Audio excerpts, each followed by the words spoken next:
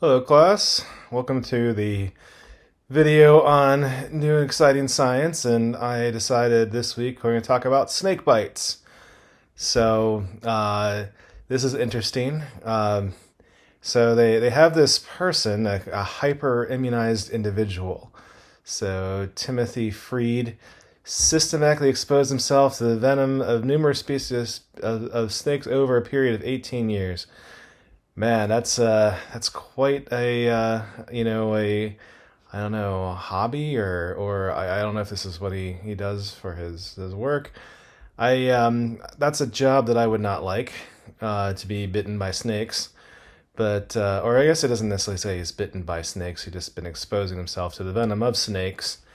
And they analyzed his blood, and they came up with a cocktail of different things. There's an antibody. It's mentioned here, LNX D09, and using another antibody, and then so I thought it was three. Yeah, there's three things in there. Oh, and the synthetic molecule. Okay, added this synthetic molecule as well. Okay, and look at the snakes. This is the partial protection, the Russian cobra, Java spreading cobra, Arabian cobra, western green mamba, eastern brown snake, and common death adder. I like that, the common death adder. I don't know very much about snakes, but that sounds like an interesting name right there. But this is important because snake bites. So you can see here it kills over 130,000 people and three times that with permanent disabilities. So I've never been bitten by a snake. I've been stung by jellyfish several times, and I got stung by a stingray once, and that was pretty painful. And I was a weird one because I got stung on my hand. And I was sifting my hand through the sand. I sometimes like to feel the sand, and then I happened to find what they told me at the urgent care, probably a baby stingray, and it stung me on my finger. And they thought it was. They said, "Oh, that's definitely." They said it was a stingray wound, but they were confused, like that you have it on your hand, usually on your feet, but. It hurt pretty bad, and like afterwards, I could feel the venom of it went down my arm. I could feel the tingling of it. So it was it's not a very good experience. I hear snake bites are even worse. So I mean, I was lucky.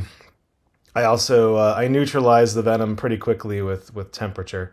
If you ever wonder. One of the If you are bit by a snake or stung by a stingray or something that has venom, you can typically the best way to get rid of venom is either pH or temperature. And so what I did is I put a metal spoon in boiling water, and then I put the spoon over the wound as much as I could tolerate. And after a few rounds of that, I was able to neutralize most of the venom. So that was when I went to the urgent care. They said that was a really good idea. It's like they they were gonna put it in a warm pack, but for me, I was using chemistry. I used the metals have low heat capacity, so that way I could hit a smaller area with a lot of heat. So I could that way, I mean, I could stick my hand in hot water, but that I'd damage my hand. So that's why I used the piece of metal, this metal spoon, to get the localizing. Anyways, try not to be bit by snakes, but and these snakes, if you're here in the United States, you're more likely to be bit by like a rattlesnake than the common death adder. So, but this cocktail will work against these Asian and African snakes. So. But there's a shortage of anti venom going on, so this is important, and this is the effect of infusing this, and this is really cool that we have the technology now, and this is kind of stemming from like monoclonal antibodies, right? That was the one of the first treatments. I mean, I guess they have immunoglobulins, of course, that you can intravenously protect against diseases. But we're expanding our technology here, and because of good old Timothy Freed, we could in analyzing his blood, we're able to get this cocktail. So it may not help us so much here in the USA, but in Asia and Africa, it's wonderful. So to help these people that have been bitten. And I hope to never be bitten by snakes by a snake in my life. So I hope not to do that. But I hope you enjoy the article. And I do have an announcement to make. I have kept it from you guys, but I'm about to be a father, and it's probably going to happen next week. My wife didn't want to talk about it, so we've only told a few people, and now the cat's pretty much out of the bag, and she's like, all right, you can start telling people. So I'm telling you guys, I'm going to be a father. So it'll be, this is an interesting year, for sure. So my next video may be in the hospital. So, after birth, we'll see. So, but I hope this message finds you well, and if you are experiencing, as previously stated, any lack of basic needs, and any mental health issues, academic issues, let me know, and I'll do what I can to help.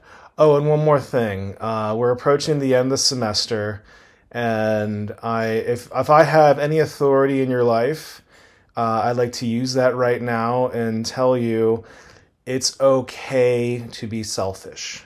So you shouldn't be selfish all the time. I mean, that's kind of the definition of a jerk, right? Someone who every day is his or her birthday and feels entitled to put his feelings over others.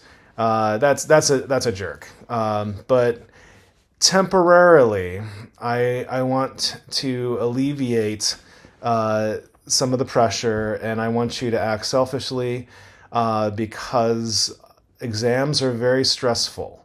So exams and coming up on exams, you have to study.